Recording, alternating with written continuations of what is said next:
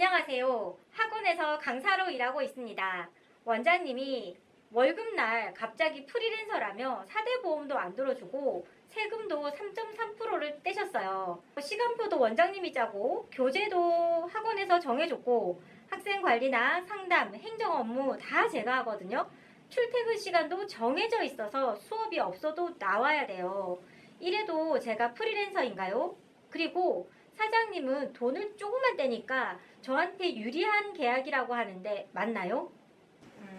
세금을 3.3% 뗀다는 것은 개인 사업자로 본다는 뜻이거든요. 그러니까 근로자가 아니다라고 보는 세금 비율이에요. 그래서 내가 프리랜서 계약서를 쓰거나 하면은 3.3%를 떼는 거고 나는 근로자가 아니다라고 오해를 하시는 경우들이 있어요. 근데 정확하게 보시면 근로자인지 여부는 계약서를 무슨 계약서를 썼는지로 결정하는 것이 아니라 실제로 어떻게 일하셨는지를 들여다보거든요.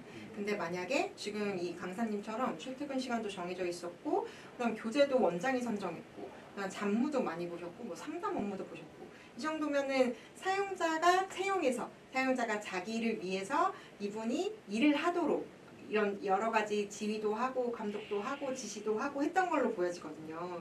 그래서 이분 같은 경우는 아마 노동청으로 가시면 이분은 프리랜서 계약서를 썼지만 근로자네요. 그렇기 때문에 3.3%를 떼는 프리랜서가 아닙니다. 이 사람은 근로기준법이나 최저임금법이나 이런 노동자들을 보호하는 법에 적용을 받을 수 있는 노동자다라고 결론을 지어질 가능성이 되게 높은 분인 거죠.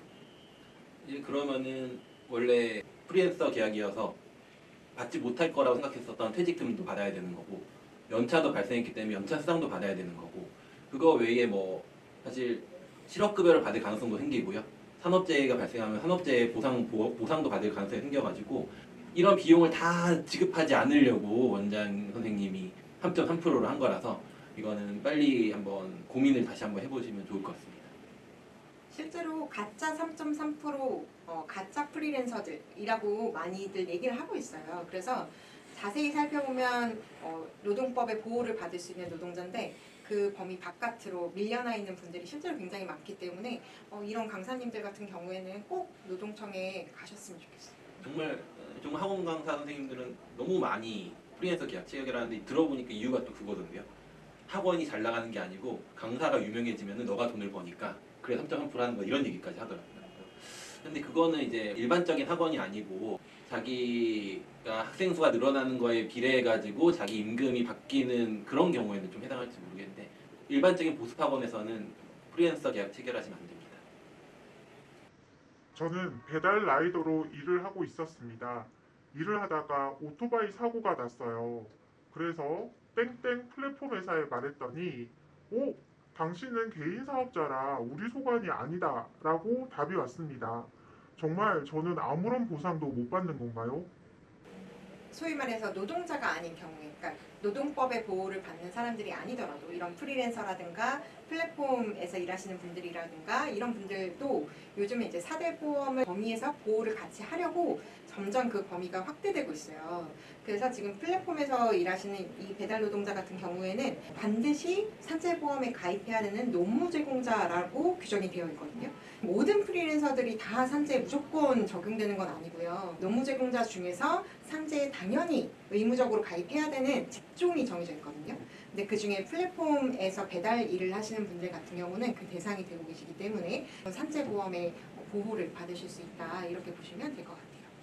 빗길에서 넘어지셔도 산재, 오토바이 타러 가다가 넘어져도 산재, 교통사고 나도 산재, 뜨거운 거 들고 다니시다가 몸에 디어도 산재, 웬만한 일하다가 다친 것들은 대부분이 산업재해니까요. 반드시 신청하시길 바랍니다. 그럼 프리랜서는 4대 보험 가입을 받을 수 있는 건가요?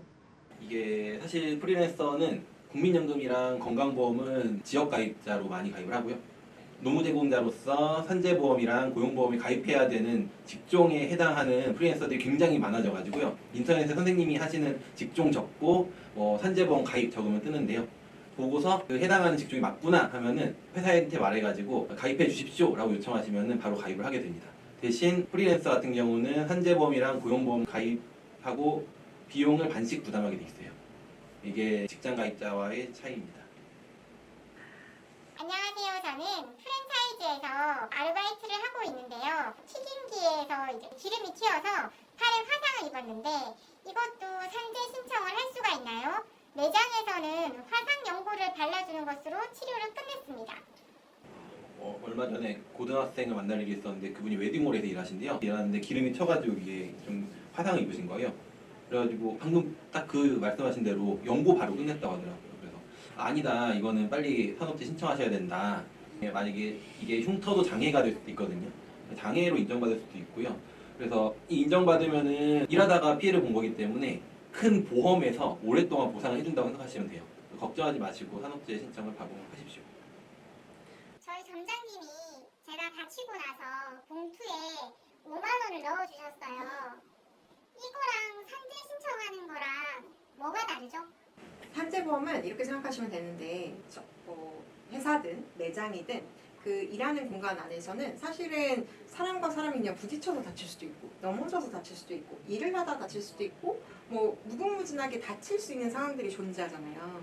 근데 그럴 때 개별 사업주가 그걸 다 일일이 1대1로 내가 어떻게 보상해줄게 뭐 이런 것들을 합의하고 이런 절차를 거치지 말고 이런 위험들을 다 보상하는 사회보험 제도를 만들자라고 해서 만든 게 산재보험이거든요.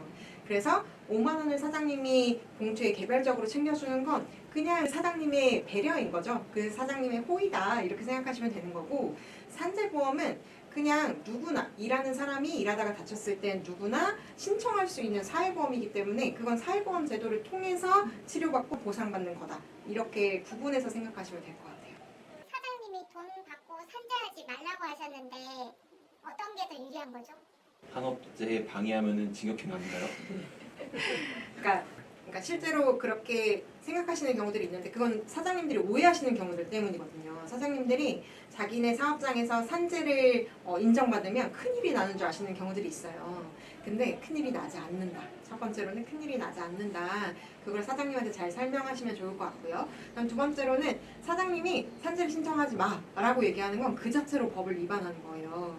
그래서 그에 대한 제재나 이런 것도 되게 크기 때문에 사장님이 그런 얘기를 하는 건 적절한 발언이 아니거든요. 그래서 그거에 대해서는 사장님 산재를 신청하면 사장님한테 딱히 불이익이 있는 것도 아니라고 하니 저는 산재 신청해서 도움을 받겠습니다. 이렇게 얘기를 하시면 될 것 같아요. 그리고 꿀팁은 그 받으신 5만 원은 꼭 위로금이라고 서로 확인할 필요가 있습니다. 네. 저는 퇴근하고 집에 가는 길에 교통사고가 났어요. 출퇴근 중에 다친 것도 산재에 포함이 되나요? 네, 그 산업재해로 인정받는 것은 사실 모든 제도는 법을 기반으로 되어 있잖아요. 근데 산업재해보상보험법에 출퇴근 재해는 산업재해다라고 명시가 되어 있어요. 명확하게 적혀져 있기 때문에 출퇴근 길에 발생한 사고들에 대해서는 보상을 받을 수가 있고요. 근데 다만 통상적으로 이용하던 출퇴근이 아니라 원래는 A 코스로 가는데 오늘은 막 B 코스로 한 1시간이 더 걸리게 돌아서 갔어요. 그러니까 친구를 만나러 갔다던가 아니면은 백화점에 쇼핑 갔다던가 이렇게 통상적인 코스와 다른 코스로 가면 그건 출퇴근이 아니라고 봐가지고 출퇴근제로 인정되지 않거든요. 그런 부분은 좀 유의하실 필요가 있습니다. 제가 어제 휴가 나온 친구와 밤새 술을 먹었어요. 새벽에 집에 와서 2시간 정도 잠든 뒤에 출근을 했습니다. 제가 튀김기를 만지다 다쳤습니다. 저는 산재에 적용이 되나요? 술을 좀 덜 먹으시지 그랬어요. 다친 술이 거는 안 깨서? 술이 안 깨진 것 같은데.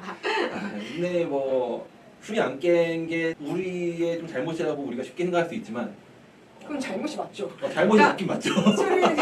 술을 깨지 않은 상태로 출근하는 건 정상적으로 업무를 할 수 없는 상황이기 때문에 그렇게 출근했다는 게 이를테면 안타깝지만 징계 사유가 되거나 이럴 수는 있을 것 같아요. 다만 술이 취한 상태에서 튀김기를 다루다가 튀김이 튀어가지고 다쳤을 때는 그거 역시도 여전히 산재로 인정받을 수는 있다. 이렇게 구분해서 생각하시면 될 것 같습니다. 안녕하세요. 저는 일을 처음 해봤어요. 그래서 동료가 무거운 박스를 나르길래 제가 도와줬습니다. 우리 둘 다 허리를 다쳤어요. 너무 무거웠어요. 사장님이 그건 너네 잘못이다 라면서 산재 처리를 안 해줘요. 어떻게 해야 하나요?